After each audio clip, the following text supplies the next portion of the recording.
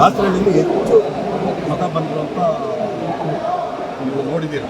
ಹಂಗಾಗಿ ನಮಗೆ ಸಂಪೂರ್ಣವಾಗಿ ನಂಬಿಕೆ ಇದೆ ಕುಮಾರಣ್ಣ ಈ ಕ್ಷೇತ್ರನ JDS ಬಿಟ್ಕೊಳ್ತಾರಲ್ಲ. ಹಂಗಾಗಿ ನಮಗೆ ಆ ಒಂದು ಹೋಪಿಂದ ನಾವು ಸಂಘಟನೆ ಈ ಕ್ಷೇತ್ರ JDS ಒಂದು ಯಶಸ್ವಿಯಾಗಿ ಮಾಡ್ತಕ್ಕಂಥದಕ್ಕೆ ಸಾಕಷ್ಟು ಶ್ರಮವನ್ನು ವಹಿಸಿ ಮುತ್ಸವಣ್ಣವರು ಕೂಡ ಈ ಒಂದು ಕಾರ್ಯಕ್ರಮಕ್ಕೆ ಒಂದು ಮೆರುಗನ್ನ ತಂದುಕೊಟ್ಟಿದ್ದಾರೆ. ಜೊತೆಯಲ್ಲಿ ಈ ಕಡೆ ನೀವೆಲ್ಲರೂ ಉದ್ದೇಶಿಸಿ ಮಾತನಾಡಿರ್ತಕ್ಕಂಥ ಪಕ್ಷದಲ್ಲಿ ಹಲವಾರು ದಶಕಗಳಿಂದ ಕ್ಷೇತ್ರದ ಜನತೆ ಮತ್ತೆ ಕಾರ್ಯಕರ್ತರು ಮುಖಂಡರ ಜೊತೆ ಒಂದು ಒಡನಾಟವನ್ನು ಇಡುತ್ತಾ ಪಕ್ಷದ ಎಂತ ಸಂಕಷ್ಟದ ಪರಿಸ್ಥಿತಿಯಲ್ಲೂ ಕೂಡ ಪಕ್ಷಕ್ಕೆ ಒಂದು ಬೆಂಬಲವಾಗಿ ನಿಂತಿರ್ತಕ್ಕಂಥ ಅಂತಾರಪ್ಪನವರೇ, ಮತ್ತೊಬ್ಬರು ಮುಖಂಡರಾಗಿರ್ತಕ್ಕಂಥ ಮುನೇಗೌಡರು ಕೂಡ ಮಾತನಾಡಿದ್ರು, ನರಸಿಂಹಮೂರ್ತಿಯವರು ಮಾತನಾಡಿದ್ದಾರೆ, ನನ್ನ ಯುವಕ ಮಿತ್ರ ಯುವ ಮುಖಂಡ ಭರತ್ ಗುಡ್ಡಪ್ಪ ಅವರು ಮಾತನಾಡಿದ್ದಾರೆ. ಮಾತನಾಡಿದ್ದಾರೆ ವೇದಿಕೆ ಮೇಲೆ ಇದ್ದಾರೆ. ಮತ್ತೆ ಗೋವಿಂದಪ್ಪನವರು ಇಲ್ಲೇ ನಿಂತಿದ್ದಾರೆ. ಲಕ್ಷ್ಮಣ ಅವರು, ರಾಜ್ಕುಮಾರ್ ಅವರು, ಲಕ್ಕಣ್ಣವರು, ಯೋಗೇಶ್ ಅವರು, ಛಾಯಾ ಅಂತ ದಾಸರಳ್ಳಿ ವಿಧಾನಸಭಾ ಕ್ಷೇತ್ರದ ಮಹಿಳಾ ಅಧ್ಯಕ್ಷರು, ಬಲರಾಮ್ ಗೌಡರು,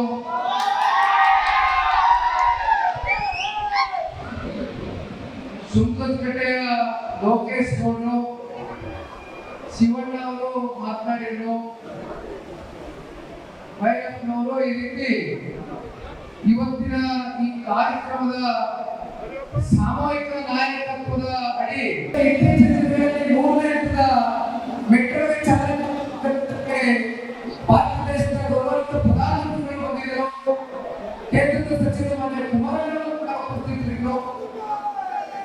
ಆದರೆ ಮೆಟ್ರೋನ ಇಡೀ ದೇಶಕ್ಕೆ ಕರೆದುಕೊಂಡು ಹೋಗಬೇಕು ಅಂತಕ್ಕಂಥ ಆಲೋಚನೆ ಮಾಡಿರ್ತಕ್ಕಂಥ ವ್ಯಕ್ತಿಯನ್ನು ಸಂಸ್ಕೃತಿಯಲ್ಲಿ ಹೋಲಿಸ್ತಾರೆ. ಬೆಂಗಳೂರು ನಗರಕ್ಕೆ ಮೆಟ್ರೋನ ತಗೊಂಡು ಬರ್ತಕ್ಕಂಥ ಕೆಲಸ ಮೊದಲನೇ ಕಾಮಗಾರಿಗೆ ಚಾಲನೆ ಕೊಟ್ಟಿದ್ದು ನೀವು ಬಯಸಿರ್ತಕ್ಕಂಥ ಮನೆ ಕುಮಾರಣ್ಣ ಮೊದಲನೇ ಬಾರಿ ರಾಜ್ಯದ ಮುಖ್ಯಮಂತ್ರಿಗಳಾದಂತಹ ಸಂದರ್ಭದಲ್ಲಿ ತಗೊಂಡು ಹೇಳಿದ್ದಾರೆ. ಇವತ್ತೇನು ಬಿಜೆಪಿಯ ರಚನೆಯನ್ನು ಮಾಡಿದ ಸನ್ಮಾನ್ಯ ಕುಮಾರಣ್ಣವರು ಬಿಜೆಪಿಗೆ ಸುಮಾರು 110 ಹಳ್ಳಿಗಳನ್ನ ಸೇರಿಸುವ ಮೂಲಕ ಬೆಂಗಳೂರು ಹೊರವಲಯವು ಕೂಡ ಅತಿ ಬೇಗ ಅಭಿವೃದ್ಧಿಯ ದಿಕ್ಕಿಗೆ ಕೊಂಡೊಯ್ಯಬೇಕು ಅಂತಕ್ಕಂಥ ದಿಟ್ಟವಾದ ನಿರ್ಧಾರವನ್ನು ಮಾಡಿ ಎಚ್ಚರಿಕೆ ಇಟ್ಟದ್ದು ಸನ್ಮಾನ್ಯ ಕುಮಾರಣ್ಣ. ನೀವೆಲ್ಲ ನೋಡಿರ್ಬೋದು ಇತ್ತೀಚೆಗೆ ಗ್ರೇಟರ್ ಬೆಂಗಳೂರು ಬಿಜೆಪಿ ಗ್ರೇಟರ್ ಬೆಂಗಳೂರಾಗಿ 5 ವಿಭಾಗವಾಗಿ ಅಧಿಕಾರವನ್ನು ವಿಕೇಂದ್ರೀಕೃತ ಮಾಡತಕ್ಕಂಥದಕ್ಕೆ ನಮ್ಮ ಬೆಂಗಳೂರಿನ ಉಸ್ತುವಾರಿ ಮಂತ್ರಿಗಳು ಉಪಮುಖ್ಯಮಂತ್ರಿಗಳು ಕರೆದಿರ್ತಕ್ಕಂಥ ನಿರ್ಣಯ. ಆದ್ರೆ ಇವತ್ತು ರಾಮನಗರ ಜಿಲ್ಲೆಗೆ ಬರ್ತಾರೆ.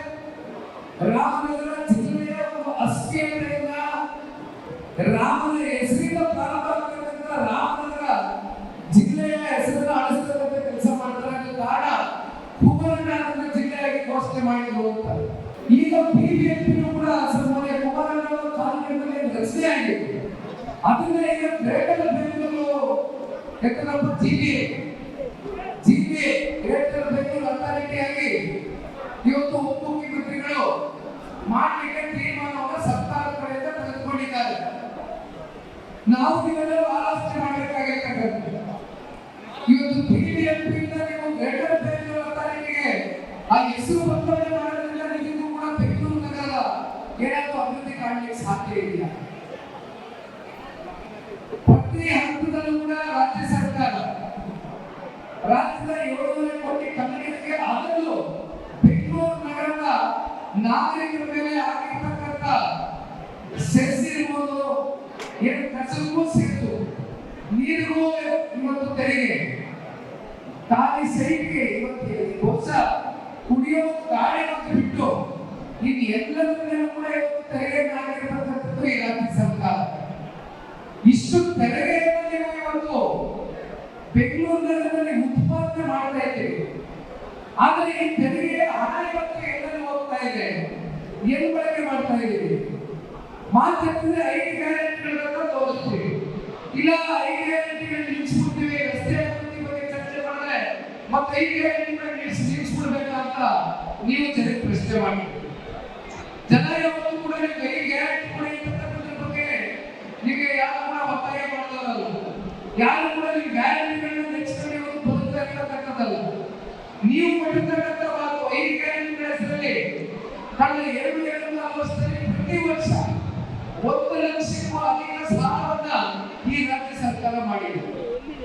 ಅಂದ್ರೆ ಪ್ರತಿಯೊಬ್ಬ ಕನ್ನಡಿಗರಿಗೂ ಕೂಡ ಇವತ್ತು ಆ ಸಾಲದ ಭಾರ ಇವತ್ತು ನಮ್ಮ ಮೇಲೆ ಹೊರಿಸಿ ತೆರಿಗೆ ರೂಪದಲ್ಲಿ ಇವತ್ತು ವಸೂಲಿಯನ್ನು ಮಾಡ್ತಾರೆ. ಒಂದು ಕಡೆ ತೆರಿಗೆ ಹಾಕ್ತಾರೆ, ಇನ್ನೊಂದು ಕಡೆ ಸೆಸ್ ಹಾಕ್ತಾರೆ.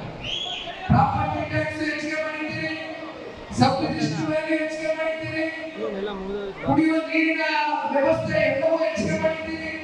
ಇವತ್ತು ಓಡಾಡ್ತಕ್ಕಂಥ ಏನು ಪ್ರಯಾಣಿಕರಿದ್ದಾರೆ, ಬಸ್ಸು, ಮೆಟ್ರೋ, ಬಹುಶಃ ಭಾರತ ದೇಶದಲ್ಲಿ ಅತಿ ಹೆಚ್ಚು ಮೆಟ್ರೋ ಬೆಲೆಯನ್ನು ಏರಿಕೆ ಮಾಡತಕ್ಕಂಥ ರಾಜ್ಯವಾದಂತೆ ಅದು ಕರ್ನಾಟಕ ರಾಜ್ಯ.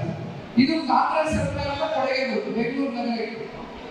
ಇನ್ನು ಮುಂದುವರೆದ ಬಗ್ಗೆ ಇತ್ತೀಚಿನ ದಿನಗಳಲ್ಲಿ ಬಹಳ ದೊಡ್ಡ ಮಟ್ಟದ ಮಳೆ ಆಗಿತ್ತು.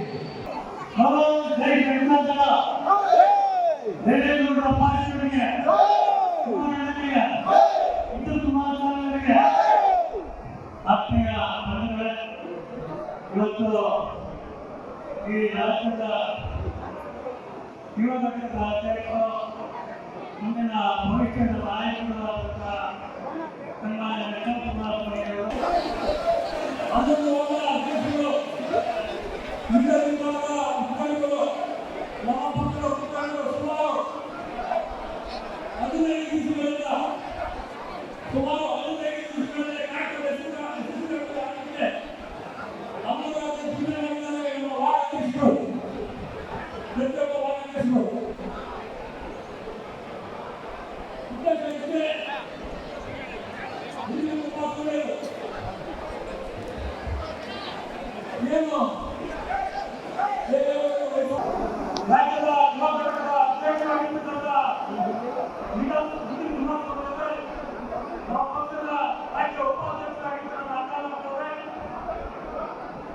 ನಮ್ಮೆಲ್ಲರ ನೆಚ್ಚಿನ ನಾಯಕರು ಮುಂಬರುವ 28 ವರ್ಷದ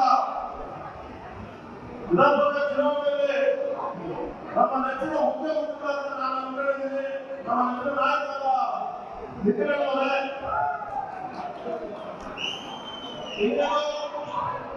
ನಮ್ಮೆಲ್ಲರ ಮಾರ್ಗದರ್ಶಕರಾದಂಥ ಕ್ಷೇತ್ರದ ಅಧ್ಯಕ್ಷರು,